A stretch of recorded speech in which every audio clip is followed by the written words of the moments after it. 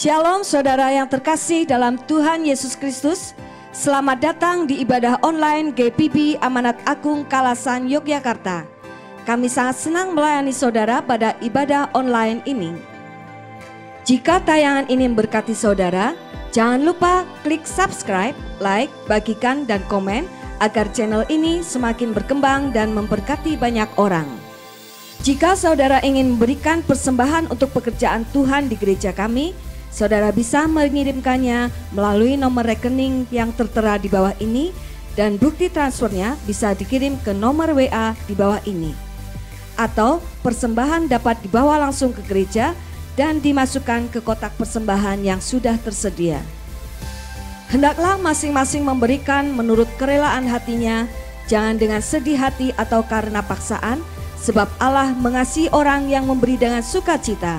Dan Allah sanggup melimpahkan segala kasih karunia kepada kamu, supaya kamu senantiasa berkecukupan di dalam segala sesuatu dan malah berkelebihan di dalam pelbagai kebajikan.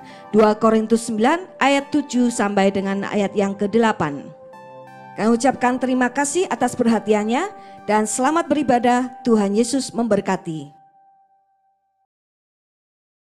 Oke, kita akan mulai ibadah kita dan saya sambut saudara sekalian untuk bangkit berdiri dan kita akan menghadap Tuhan di dalam doa. Di hadapan Tuhan, kami mengakui bahwa sumber pertolongan kami satu-satunya adalah datang dari Tuhan Allah. Tuhan Allah yang sudah menciptakan bumi langit dan segala isinya, Tuhan Allah yang sudah menciptakan saudara dan saya, Tuhan Allah yang sudah menebus kita sekalian dari dosa-dosa kita, dibenarkan dan dijadikan anak-anaknya, keluarga dari Allah itu sendiri. Tuhan Allah yang menyertai, memimpin dan memberkati kita dalam Tuhan Roh Kudus, dan yang tidak pernah sedetik pun meninggalkan kita. Turunlah kiranya kasih karunia dan damai sejahtera dari Allah Bapa, Putra dan Roh Kudus, sehingga ibadah ini boleh memperkenan Dia, mempermuliakan Dia, dan lebih daripada itu memberkati kita sekalian. Dalam nama Tuhan Yesus dan bagi nama Tuhan Yesus, ibadah ini kami persembahkan. Terpujilah Allah dari kekal sampai kekal. Haleluya. Amin.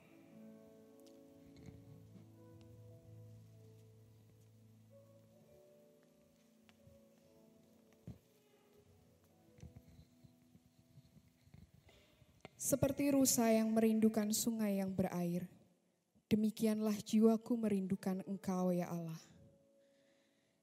Jiwaku haus kepada Allah yang hidup.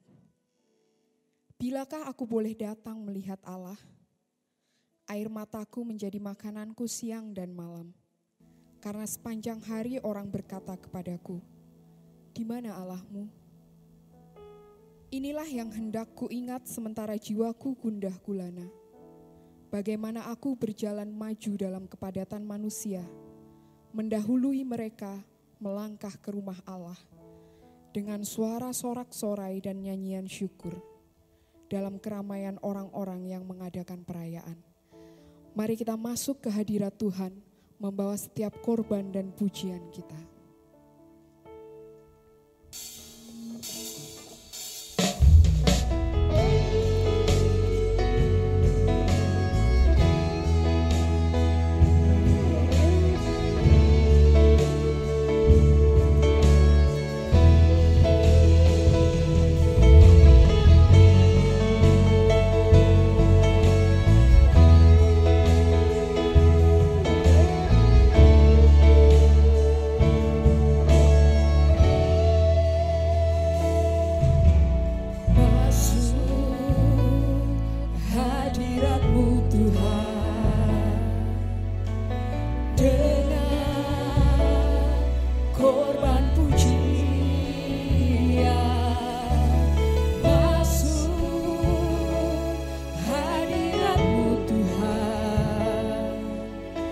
Berhiaskan kekudusan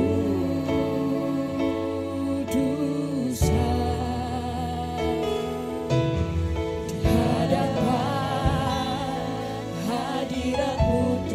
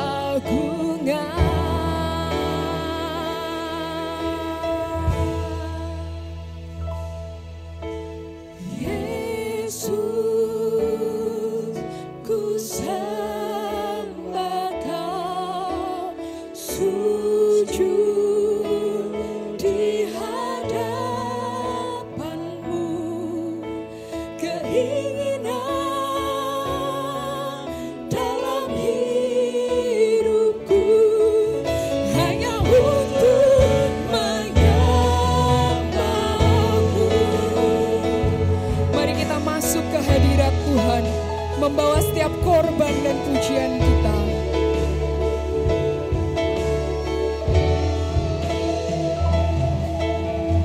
Masuk hadirat-Mu Tuhan dengan korban pujian. Masuk hadirat-Mu Tuhan, berhiaskan kekudusan.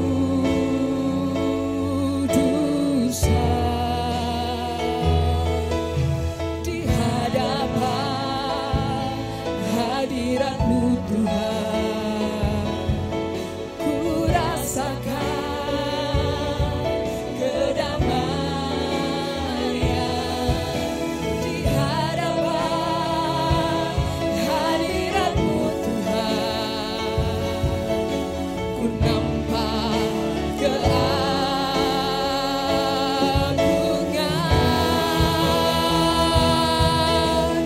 Yesus,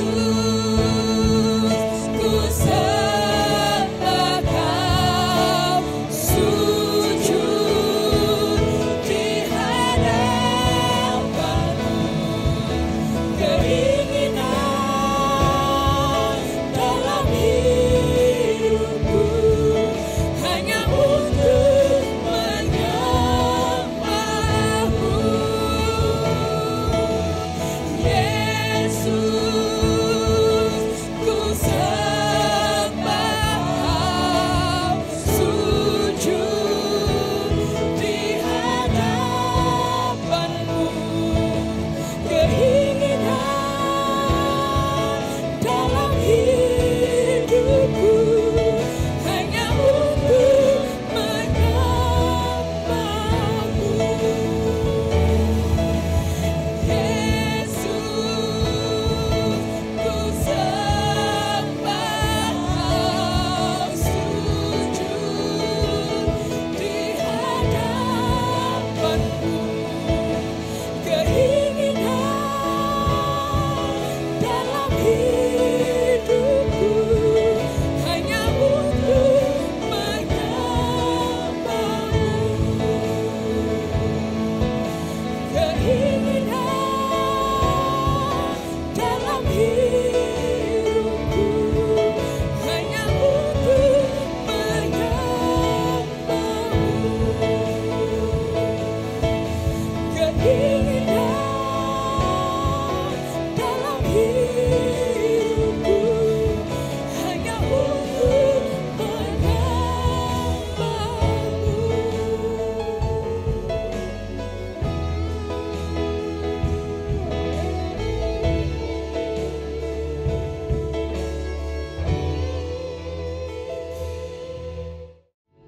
Sungguh benar Tuhan, biarlah Engkau yang menyelidiki hati kami, sehingga keinginan di dalam hati kami, di dalam hidup kami, hanya untuk memuji, memuliakan dan menyembah nama-Mu Tuhan. Pagi hari ini kami percaya Engkau ada di tengah-tengah kami. Engkau yang bertahta atas setiap pujian, atas setiap penghormatan. Dan biarlah ibadah hari ini hanya untuk hormat dan kemuliaan nama Tuhan. Di dalam nama Tuhan Yesus. Amin. Shalom. Yang bersuka cita hari ini boleh angkat tangannya, lambaikan tinggi-tinggi, sebab Tuhan kita besar dan layak dipuji. Amin. Besarlah Tuhan dan layak dipuji.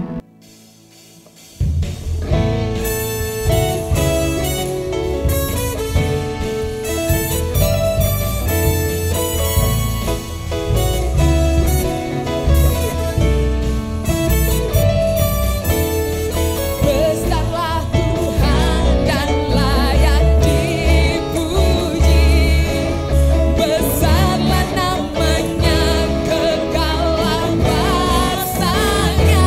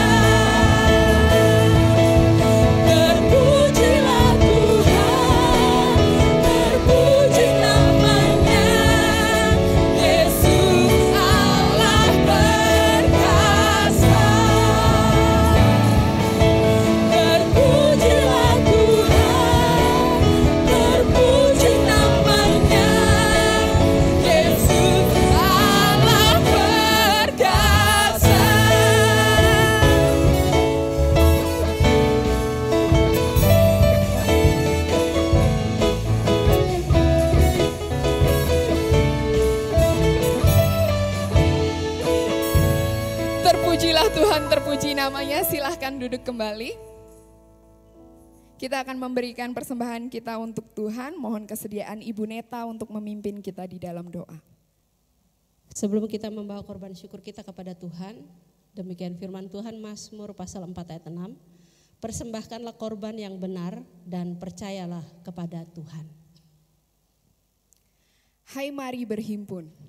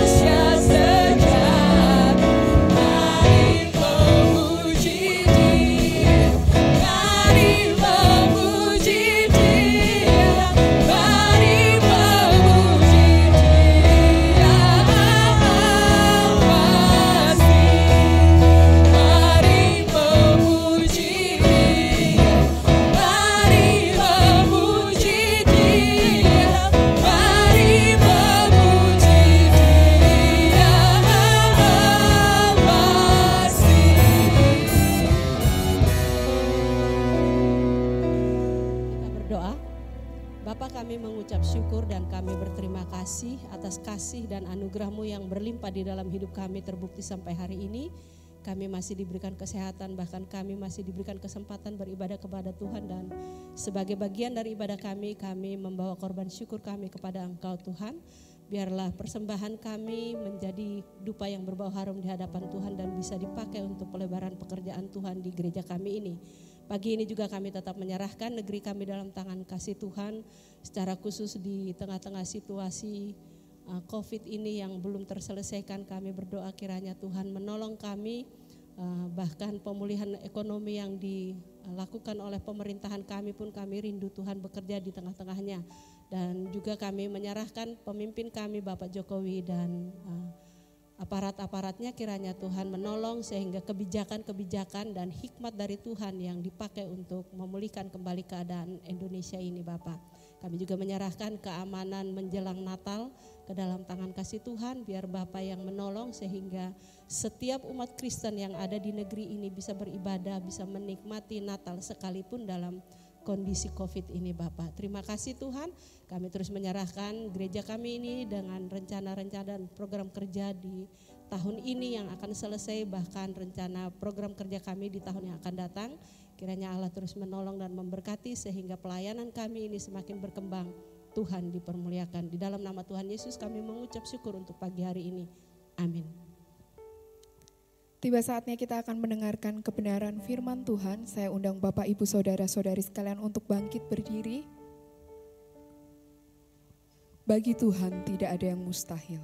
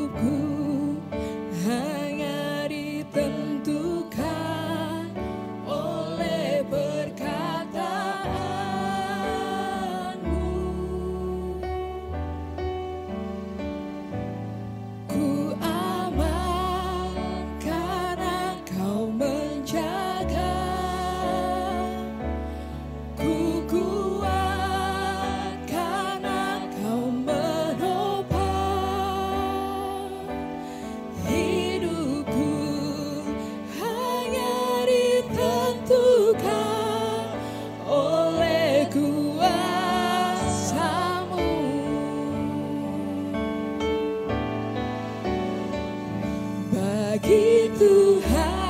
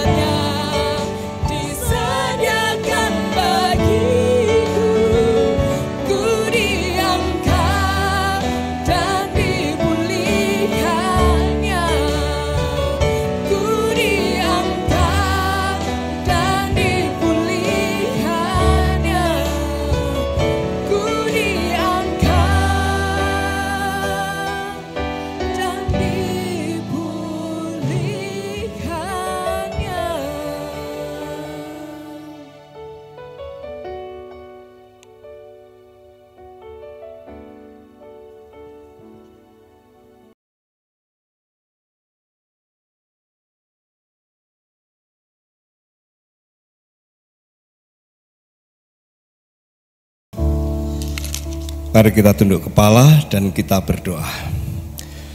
Bapa yang di surga, kami berterima kasih karena hari ini di tengah-tengah sembah bakti kami kepadamu, Tuhan berkenan berbicara kepada kami melalui uraian kebenaran firman-Mu.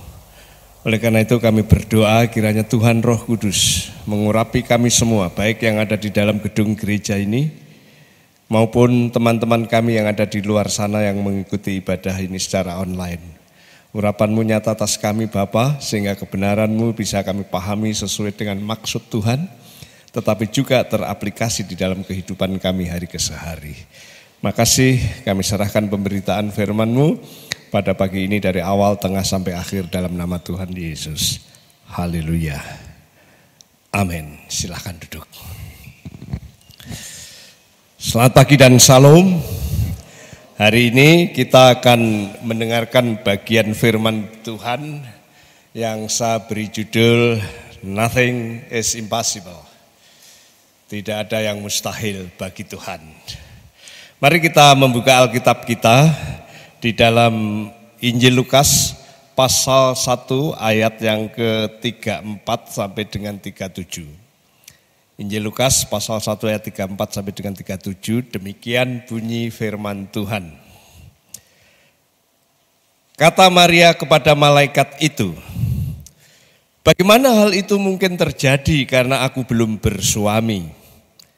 Jawab malaikat itu kepadanya, "Roh Kudus akan turun ke atasmu dan kuasa Allah yang Maha Tinggi akan menaungi engkau. Sebab itu anak yang akan kau lahirkan itu akan disebut kudus, anak Allah. Dan sesungguhnya Elisabet sanakmu itu, ia pun sedang mengandung seorang anak laki-laki pada hari tuanya. Dan inilah bulan yang ke-6 bagi dia yang disebut mandul itu.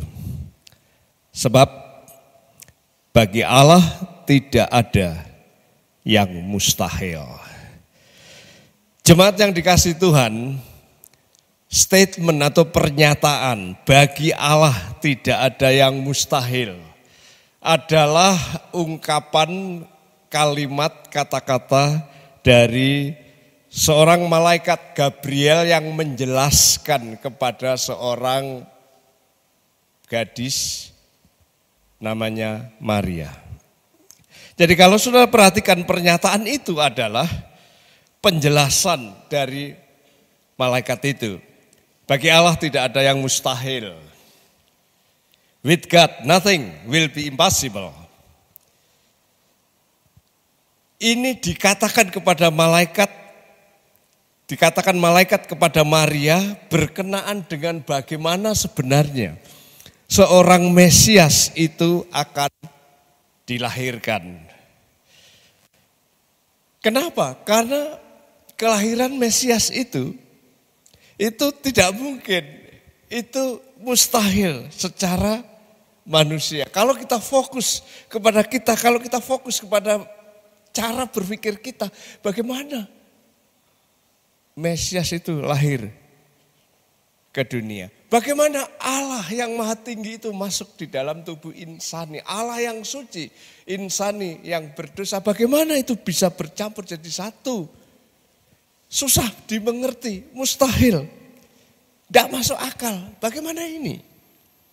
Nah, dalam konteks itulah sebenarnya malaikat menjelaskan, with God, nothing is impossible.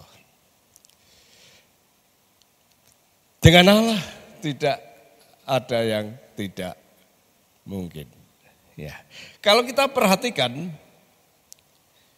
konteks di dalam penjelasan ini, kita mungkin berpikir dan bertanya, bagaimana seorang perawan yang belum bersuami, seorang perawan yang belum berhubungan suami istri, tiba-tiba mengandung dan melahirkan seorang anak. Nah, ini mustahil. Bagaimana seorang perawan mengandung dan melahirkan? Ini tidak mungkin. Dan malaikat menjelaskan bahwa Mesias Yesus itu lahir dari anak darah, dari seorang perawan, dalam hal ini adalah Maria. Kalau kita fokus secara akaliah, entah itu ilmu biologis, entah itu historis, tidak pernah ada seorang perawan kemudian mengandung, kemudian melahirkan. Itu tidak mungkin. Dulu, sekarang, nanti juga tidak mungkin. Itu sebabnya orang berpikir Injil itu mitos, Injil itu dongeng, Injil itu cerita bohong. Karena masa ada seorang perawan mengandung, kemudian melahirkan seorang anak-anak dan seorang anak laki-laki dan dinamakan Yesus Juru Selamat. Masa ya, itu mustahil, itu tidak mungkin, tidak masuk akal. Pasti orang berpikir begitu. Yesus itu lahir dari perawan, Yesus itu lahir dari seorang gadis, Yesus itu lahir dari seorang yang belum bersuami lahir. Bohong, mustahil, tidak pernah ada itu terjadi. Nah, mari kita lihat Maria sebagai lakon utama dalam kasus ini. Maria sebagai tokoh utama dalam kisah ini. Kalau kita lihat rentetan dari kisah itu, di sini Maria sebenarnya bukan tidak percaya. Maria bukan meragukan, tapi Maria itu heran. Maria itu seperti terpaku, terbengong-bengong. Masa sih saya seorang wanita desa lagi, kemudian didatangi malaikat, kemudian malaikat berkata, damai sejahtera bagi kamu. Kamu adalah yang dikaruniai Tuhan karena kamu dipercaya oleh Tuhan bahwa Mesias akan lahir melalui kamu. Masa sih? Dalam konteks itu saudara mesti berpikir orang Israel, kalau Allah berbicara melalui malaikat, melalui nabi dan lain sebagainya, selalu yang utama adalah laki-laki. Ini perempuan, mungkin perempuan kampung lagi. Tidak ada background teologi lagi. Tiba-tiba ada malaikat datang dan berkata, damai sejahtera bagi kamu. Diberkati kamu, karena melalui kamu Mesias akan lahir. Jadi dia seperti heran. Kemudian dia bertanya, kalau demikian bagaimana itu caranya malaikat? Pikiran saya tidak sanggup untuk menjangkau itu. Pikiran saya tidak sanggup untuk mengerti itu. Bagaimana itu malaikat? Kemudian kalau saya bahasakan masa kini, malaikat mungkin berkata, ya kamu harus berpikir dengan cara berpikir Allah, jangan cara berpikir kamu. Cara berpikir ilahi, cara berpikir malaikat. Cara berpikir malaikat itu seperti apa? Ya gampang. Tidak ada yang tidak mungkin bagi Allah. With God, nothing is impossible. Kalau kamu berpikir dengan cara berpikir Allah, maka tidak ada yang tidak mungkin bagi Allah. Kalau perawan hamil dan melahirkan, kalau kamu berpikir Allah yang membuat, ya bisa.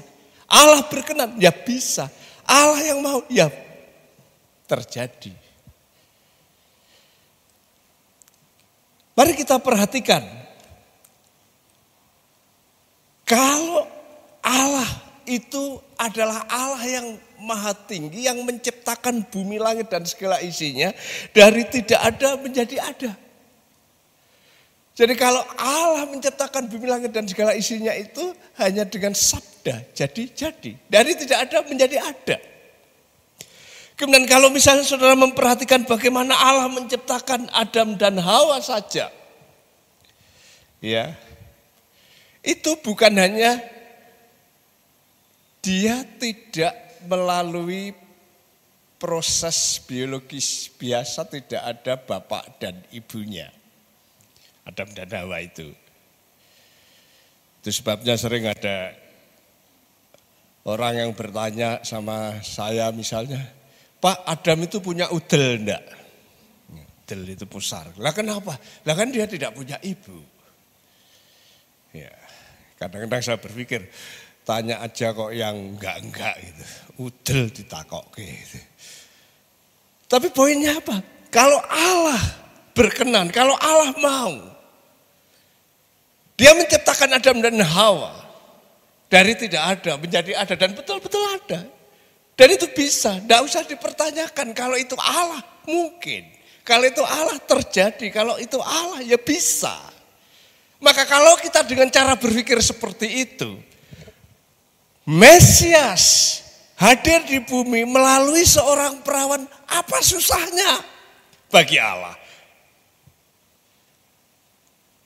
Nothing is impossible bagi Allah. Ya kalau kita berpikir manusia, ya iya ya masa ada, dulu enggak ada, sekarang juga enggak ada, nanti juga enggak ada seorang perawan hamil melahirkan seorang anak, tidak pernah ada. Tapi kalau kita berpikir seperti malaikat berpikir, kalau kita berpikir seperti Maria yang diajari oleh malaikat, tidak ada yang mustahil bagi Allah. Ya sudahlah Tuhan, aku ini hamba-Mu, terjadilah sesuai dengan kehendak-Mu. Tidak ada yang mustahil bagi Allah. Kalau Ia menghadirkan juru selamat melalui seorang perawan, itu mudah, itu gampang, karena Allah berkenan. Jadi with God, nothing is impossible. Bersama Allah, tidak ada sesuatu yang tidak mungkin. Bersama Tuhan, itu tidak ada yang mustahil. Mari kita masuk di dalam suasana Natal dengan cara berpikir Allah. Bagi Tuhan tidak ada yang mustahil. Bersama Tuhan tidak ada yang tidak mungkin. Kemudian kita coba review kehidupan kita sepanjang tahun 2020 ini yang akan berakhir sebentar. Mungkin kita ingat, dulu waktu tahun baru saya sudah mencanangkan program tahun 2020. Entah itu program gereja, mungkin program keluarga, mungkin kerinduan, mungkin cita-cita, mungkin kehendak, kerinduan. Pokoknya tahun 2020 saya punya target ini, saya punya sasaran ini, saya punya goal ini. Kemudian saya sudah deskripsikan bulan demi bulan. Kemudian saya coba, sudah doakan, sudah saya lakukan. Bulan demi bulan.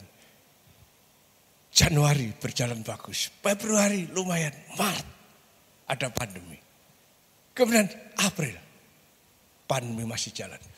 Mei, Juni, terus sampai sekarang belum selesai. Sehingga akhirnya kita, target saya gagal. Program saya tidak sampai, tujuan saya habis. Kemudian kita masuk ke 21, ini mustahil. Ini tidak mungkin. Ya sudahlah, terima nasib saja. Memang begini keadaannya.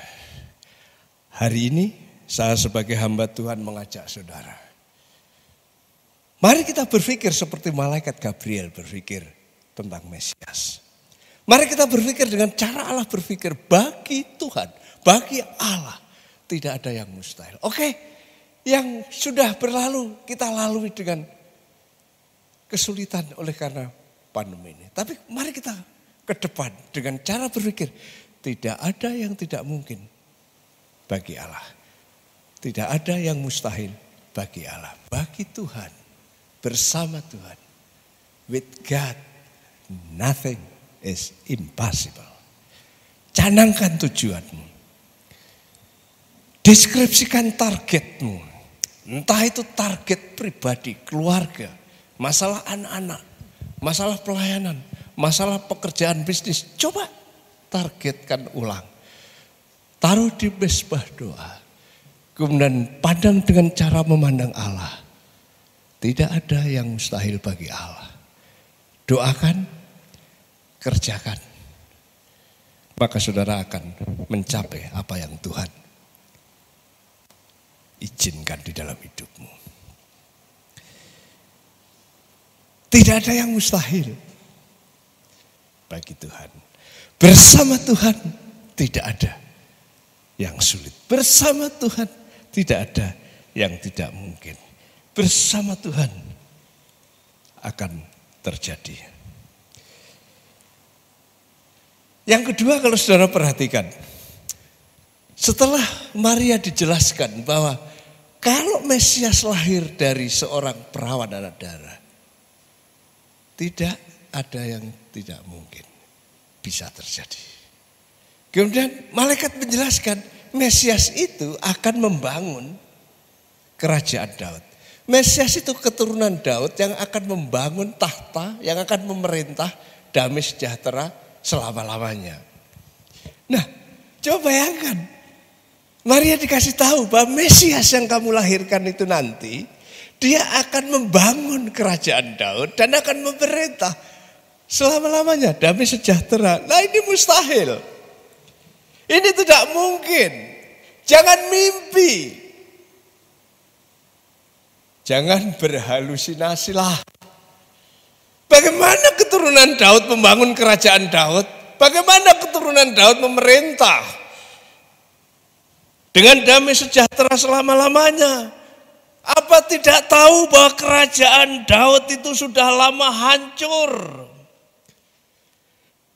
Israel sudah tidak punya raja dan kerajaannya hancur lebur, tidak ada bekasnya sama sekali. Bahkan sekarang pada saat itu dikuasai oleh kekaisaran Romawi. Lihat, kerajaan Daud dulu memang pernah punya anak Salomo yang hebat, kemudian pecah jadi dua, kerajaan utara dan selatan. Sudah itu dibuang ke Asyur, dibuang ke Babel. Sudah pulang pun tidak ada kerajaan, tidak ada raja. Dan kini diperintah oleh Romawi. Lah kok ini bilang keturunan Daud akan memerintah selama-lamanya? Mustahil, tidak masuk akal. Tidak. Keturunan Daud juga sudah dikutuk Tuhan. Dikatakan tidak akan ada yang menjadi raja. Saudara mungkin bingung di sini. Dan saya mengajak saudara berpikir teologi sedikit di sini ya, sedikit-sedikit berat, tidak apa-apa. Perhatikan misalnya di dalam Yeremia 36 ayat 30 firman Tuhan berkata begini. Sebab itu beginilah firman Tuhan tentang Yoyakim. Ini raja terakhir sebelum pembuangan, yaitu Raja Yehuda. Ia tidak akan mempunyai keturunan. Tidak akan mempunyai keturunan yang apa? Yang akan duduk di atas tahta Daud. Dan mayatnya akan tercampak sehingga kena panas di waktu siang dan kena dingin di waktu malam. Ini Yoyakim. Yoyakim yang adalah raja yang terus berontak-berontak. Kemudian oke, udah stop. Kamu tidak akan pernah punya keturunan yang memerintah. Tidak akan punya keturunan yang menjadi raja. Saya buang kamu. Dan saudara tahu dibuang kemana? Babel. Dan memang betul, tidak pernah ada keturunan itu yang menjadi raja. Itu cerita raja. Kemudian mari kita lihat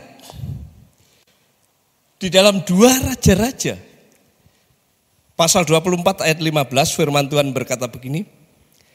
Ia mengangkut Yoyakin ke dalam pembuangan ke Babel, juga ibunya raja, istri-istri raja, zaman dulu raja istrinya banyak, pegawai-pegawai istananya dan orang-orang berkuasa di negeri itu dibawanya sebagai orang buangan dari mana? Dari Yerusalem ke Babel. Ini Yoyakin yang semacam dikutuk Tuhan, keturunanmu tidak akan menjadi raja. Kamu dibuang ke Babel. Bagaimana sekarang malaikat berkata bahwa keturunan Daud, tentunya sesudah Yoyakim di sini, bisa menduduki tahta Daud? Tidak mungkin. Ini bertentangan dengan firman Tuhan. Ini bertentangan dengan kutukan Tuhan terhadap Yoyakim. Bagaimana mungkin? Masa Allah menentang keputusannya sendiri? Masa Allah bertentangan dengan dekretnya? Bahwa keturunan Yoyakim tidak akan menduduki tahta Daud. Jemaat yang saya kasih di dalam Tuhan, memang ini agak sulit untuk bisa memahami, untuk bisa mengerti. Tapi coba perhatikan Injil Matius ketika berbicara tentang silsilah. Seringkali orang berkata silsilah di dalam Matius pasal 1 dan Lukas pasal 3 itu berbeda. Mengapa? Sudah nanti pulang diteliti, kenapa silsilah di Matius dan Lukas itu berbeda? Ini jawabannya. Ya. Matius pasal 1 ayat 11-12 berbicara tentang silsilah itu. Ketika sampai ke silsilah yang namanya itu adalah Yekonya, Raja Yekonya, bahasa Matius, yang di dalam perjanjian lama itu Yoyakim atau Yoyakin, itu yang dikutuk bahwa keturunanmu tidak akan menjadi raja, kamu akan dibuang, dan betul itu dibuang di pembuangan Babel. Tapi sekalipun dia di pembuangan, memang keturunannya tidak ada yang menjadi raja, tapi tetap punya anak keturunan, tapi tidak akan pernah menjadi raja sampai ke Yusuf. Seperti itu. Jadi kerajaan tidak muncul dari silsilah Yoyakim ke bawah di situ. Kemudian mari kita lihat di dalam Injil Lukas. Di dalam Injil Lukas ada silsilah juga, tapi silsilah itu bukan melalui jalur Yusuf yang adalah daftar nama-nama yang sampai ke Daud itu raja, tapi melalui jalur Maria. Maria yang ternyata juga keturunan Daud. Dan terus naik Abraham dan terus naik ke Adam, karena Lukas mau membuktikan bahwa Mesias itu manusia, betul manusia keturunan Adam. Tapi apa yang menarik? Yang menarik di sini adalah bahwa Yesus itu dari sudut benih melalui jalur Maria. Sekalipun tidak ada benih atau sperma dari Yusuf, tapi jalur Maria yang terus sampai ke Daud. Sehingga kalau itu adalah keturunan Daud dalam arti benih Daud lewat jalur Maria. Tapi kerajaan itu lewat jalur Yusuf.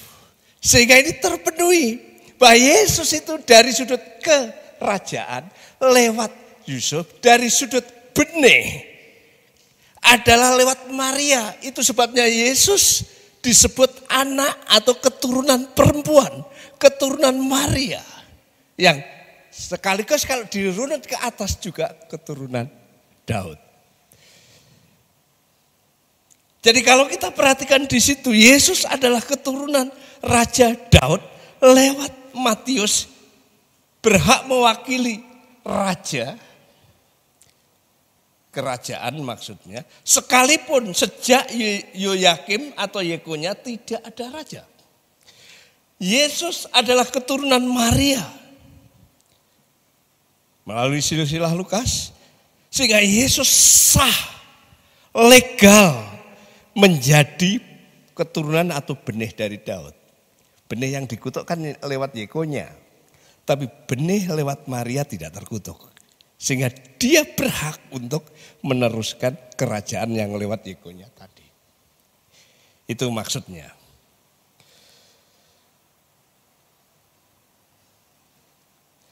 Jadi menarik kalau kita berpikir, apa mungkin Mesias keturunan Daud itu jadi raja, Yesus keturunan Daud itu memerintah kerajaan Daud damai sejahtera selamanya. Bukankah Yekonya, benihnya dikutuk? Ya betul, benihnya Yekonya dikutuk. Tidak akan ada yang jadi raja. Tapi kerajaan tetap, kerajaan tetap. Nah lalu benihnya dari mana? Benihnya dari Maria.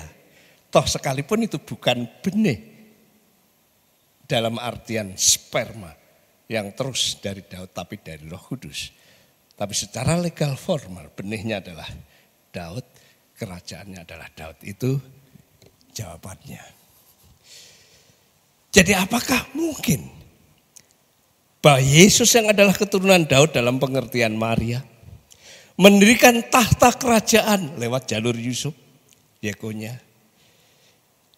Apakah itu tidak mungkin? Mungkin. Kenapa? Karena Allah yang berkarya. Allah yang melakukan sesuatu yang luar biasa. Bagi Allah, bagi Tuhan, tidak ada yang mustahil. Mari kita lihat realitas. Ya. Realitas yang terjadi di negeri Israel ini. Israel adalah sebagai sebuah bangsa hancur lebur oleh Jenderal Titus dari Romawi tahun 70 AD. Ya. Kemudian kalau saudara perhatikan di dalam sejarah, tahun 1948 Masehi, itu berarti sekitar 1878 tahun. Israel yang dihancurkan, baik tanahnya, kotanya dibakar, bait Allahnya dirobohkan, umatnya dicerebrkan hancur. Selama 1878 tahun Israel dihancurkan di mana-mana, dimusuhi. Saudara bisa lihat Perang Dunia I, Perang Dunia II, yang dihabisin selalu bangsa Israel. Tapi ajaib, 1948 orang Israel pulang ke tanah Kanaan, satu keluarga. Kemudian akhirnya memproklamasikan negara Israel. Tanahnya ada, masyarakatnya juga ada. Tahu? Tanahnya tanah suci, karena tanah ini adalah tanah Allah, tanah perjanjian. Umatnya adalah umat suci karena ini umat pilihan Allah. Kemudian saudara tahu, dengan tidak disangka-sangka, tadinya adalah Tel Aviv ibu kotanya, sekarang sudah mulai ke Yerusalem. Kota sucinya juga ada. Nah sekarang pikir, tanah suci sudah ada, umat suci sudah ada, kota suci sudah ada. Hanya tinggal satu syarat hadirnya Raja Mesias yang memerintah selama-lamanya. Bait suci. Kalau tanah suci sudah ada, umat suci sudah ada, kota suci sudah ada, bait suci sudah ada, Mesias datang. Dan memerintah damai sejahtera. Kalau tanah Allah sudah ada, umat Allah sudah ada, kota Allah sudah ada, bait Allah sudah ada, maka Mesias datang. Tanah janji Kanaan sudah ada. Umat pilihan Israel sudah ada. Kota Allah Yerusalem sudah ada. Tinggal nunggu bait Allah. Maka Mesias keturunan Daud jadi raja damai sejahtera selamanya. Apakah itu mustahil? Mustahil bagi kita. Mustahil dalam perhitungan, entah itu perhitungan politik, entah itu perhitungan apa saja, mustahil. Tapi mari kita berpikir seperti malaikat Gabriel menjelaskan Maria. Perawat mengandung dan melahirkan juru selamat. Tidak ada yang mustahil bagi Allah. Dan itu jadi. Keturunan Daud akan datang memerintah damai sejahtera selama-lamanya. Mustahil? Ya mustahil. Tapi bagi Tuhan tidak ada yang mustahil. Akan jadi. Mari kita lihat yang ketiga. Penebusan dosa manusia. Mungkin orang berpikir ini membingungkan. Dan mungkin karena bingung mentertawai konsep ini, masa sih dosa kok bisa ditebus? Masa sih dosa kok bisa ditanggung oleh orang lain? Tidak masuk akal.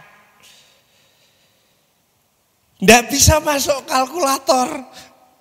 Dikalkulasi bagaimanapun, dosa manusia ditebus orang lain itu tidak masuk. Dosa manusia kok ditebus orang lain? Dosa itu ditanggung sendiri akibatnya.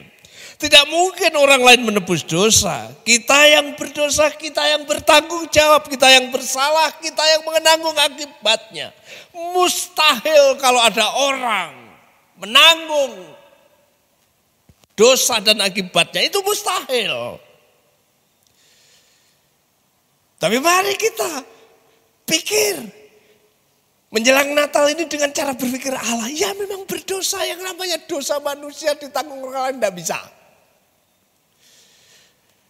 Tapi bagi Tuhan tidak ada yang mustahil. With God nothing is impossible. Orang Israel juga tahu yang namanya dosa tidak bisa diampuni oleh orang lain. Ditanggung oleh orang lain, yang namanya dosa hanya Allah yang bisa mengampuni. Hanya Allah yang bisa membayar. Hanya Allah yang bisa menanggung. Persoalannya bagaimana itu terjadi? Itu sebabnya Allah mengambil tubuh insani jadi manusia namanya Yesus. Allah sejati, manusia sejati. Supaya apa? Supaya dia bisa menanggung dosa dan akibatnya. Dia mati menanggung dosa, membayar dosa dunia, saudara dan saya. Tapi dia bangkit untuk memberikan kehidupan bagi kita. Dan dia naik ke surga menyediakan tempat bagi kita. Dan kalau saudara percaya, saudara menerima pengampunan dosa dan diselamatkan. Saudara masih berpikir, apa mungkin? Ya memang tidak mungkin. Bagaimana saya hidup di sini sementara penebusan 2000 tahun yang lalu, pengampunan 2000 tahun yang lalu, bagaimana mungkin terjadi? Waktu dia mengampuni, apa dia tahu dosa saya? Apa dia ngerti sebesar apa? Bagaimana mungkin itu terjadi? Ya dengan akal sehat kita, dengan akal kita, tidak mungkin, mustahil. Tapi kalau dengan Allah tidak ada yang mustahil. Ingat enggak saudara? Tuhan Yesus pernah berkata, bagaimana seseorang bisa diselamatkan? Mustahil, ya memang mustahil. Tuhan Yesus berkata, bagikan onta masuk lubang jarum. Saudara tahu onta? Binatang yang gede. Kemudian lubang jarum kecil. Bagaimana masuk? Tidak mungkin. Mustahil. Saudara dan saya berdosa. Tidak mungkin diampuni. Tidak mungkin terselesaikan.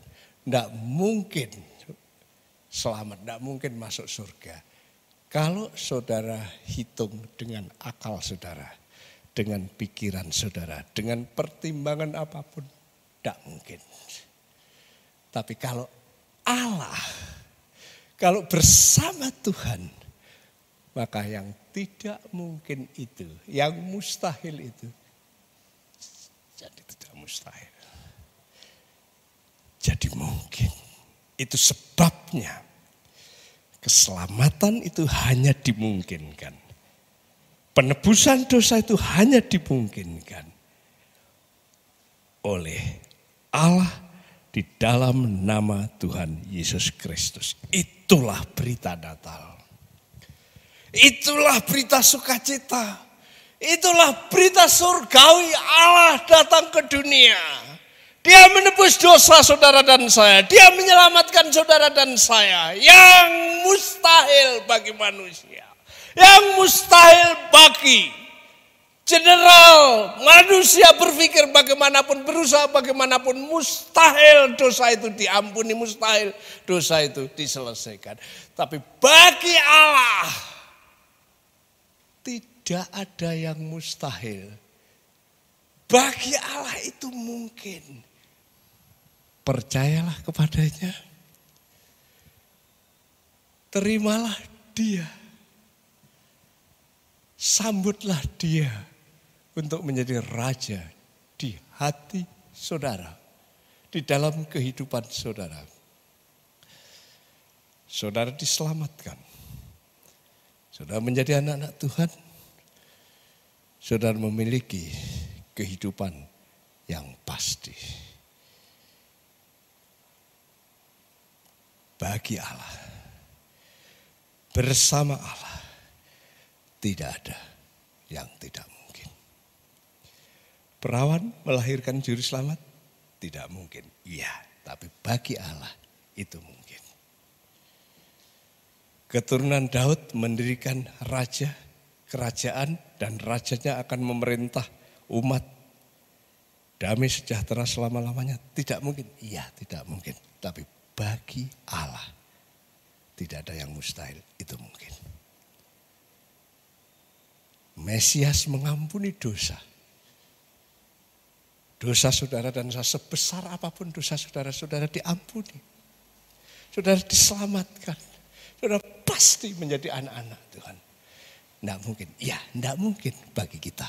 Tidak mungkin bagi manusia. Tapi bagi Tuhan, tidak ada yang tidak mungkin. Saudara mungkin, saudara bisa diampuni, diselamatkan, dijadikan anak-anak Tuhan. Kenapa? Nothing is impossible with God. Dengan Tuhan, bersama Tuhan, tidak ada yang tidak mungkin. Oleh karena itu, inilah waktu bagi saudara. Waktu bagi kita sekalian. Apa yang tidak mungkin bagi kamu selama ini? Apa yang Anda merasa, aduh ini susah, ini berat, ini tidak mudah. Apa yang saudara merasa, ya sudahlah, memang saya terima nasib seperti ini. Di musim Natal ini, saya sebagai hamba Tuhan menantang saudara dan kita semua. Apa yang saudara anggap mustahil, yang saudara anggap tidak mungkin, taruh di mezbah doa. Dan berpikir, berdoa dan bertindak dalam kerangka with God, nothing is impossible. Bersama Tuhan, tidak ada barang sesuatu apapun yang mustahil. Semua bisa terjadi jika Tuhan berkenan. Semua bisa terjadi kalau Tuhan berkarya. Semua bisa terjadi kalau Tuhan menghendaki. Saudara diberkati dan saya diberkati. Mari kita berdoa. Kita menghadap Tuhan dengan sungguh-sungguh, dan saya minta seluruh yang hadir di dalam ruangan ini, bahkan mungkin di luar sana, kita menghadap Tuhan di hadirat-Nya yang kudus.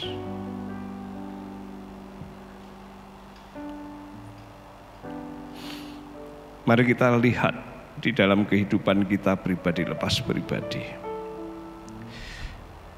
Kita mungkin merasa tidak layak sama sekali, iya. Mungkin kalau ada target-target kehidupan, pergumulan-pergumulan, atau bahkan kerinduan atau cita-cita yang saudara merasa ini tidak mungkin Tuhan. Saya sudah upayakan selama ini dan tidak sampai. Coba sebut satu persatu di hadapan Tuhan pada kesempatan ini. Dan biarlah seperti Maria yang percaya kepada Tuhan melalui firman yang disampaikan oleh malaikat waktu itu. Bagi Tuhan tidak ada yang mustahil.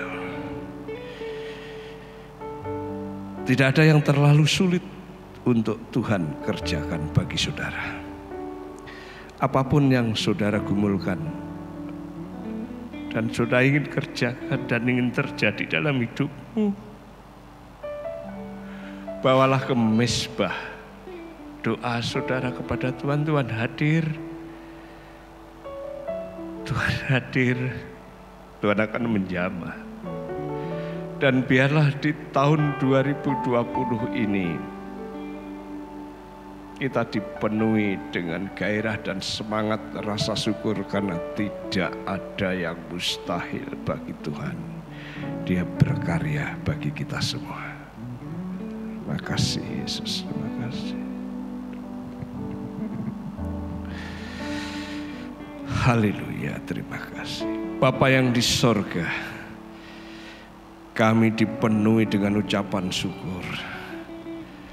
Rasa bangga menjadi anak-anak Tuhan. Terima kasih Tuhan. Kami orang pada umumnya, kami orang yang tak berdaya, tak mampu, tapi karena kasih karunia-Mu, Engkau mengangkat kami menjadi anak-Mu. Makasih Engkau membukakan rahasia ilahi bahwa kami harus berpikir sebagaimana malaikat berpikir, sebagaimana Tuhan berpikir. Tidak ada yang mustahil bagi Tuhan. Biarlah kami hidup, biarlah kami berdoa, bekerja, berkarya dengan semangat. Bagi Tuhan tidak ada yang mustahil. Bersama Tuhan tidak ada yang mustahil. Tuhan akan mengeluarkan kami dari segala bentuk kesulitan, bentuk kesusahan. Tantangan kita akan lepas dan kita akan berkarya. Karena bagi Tuhan tidak ada yang mustahil. Terima kasih Bapa di surga. Terima kasih. Kami berdoa kiranya kebenaran ini tertancap di hati kami yang paling dalam. Terwujud di dalam karya. Terwujud di dalam kehidupan. Terwujud di dalam doa-doa kami. Sehingga nama-Mu dipermuliakan. Kami diberkati dan orang-orang di sekitar kami diberkati dengan cara berpikir. Bagi Allah tidak ada yang mustahil. Terima kasih Tuhan Yesus. Jemaat yang dikasihi Tuhan, arahkan hatimu, pikiranmu, seluruh kehidupanmu kepada Tuhan. Bagi Tuhan tidak ada yang mustahil. Apa saja yang saudara doakan, yang saudara kerjakan, serahkan kepada Tuhan dan biarlah Tuhan berkarya melalui kamu. Dan terimalah berkat yang daripadanya. Damai sejahtera dari Tuhan Yesus Kristus, kuasa yang tak terbatas, kuasa Allah yang maha tinggi, serta penghiburan, pimpinan, penyertaan Roh Kudus atas kita sekalian sehingga hidup kita diberkati, nama Tuhan dipermuliakan dan orang-orang di sekitar kita diberkati. Dalam nama Yesus terimalah berkat ini. Haleluya. Amin.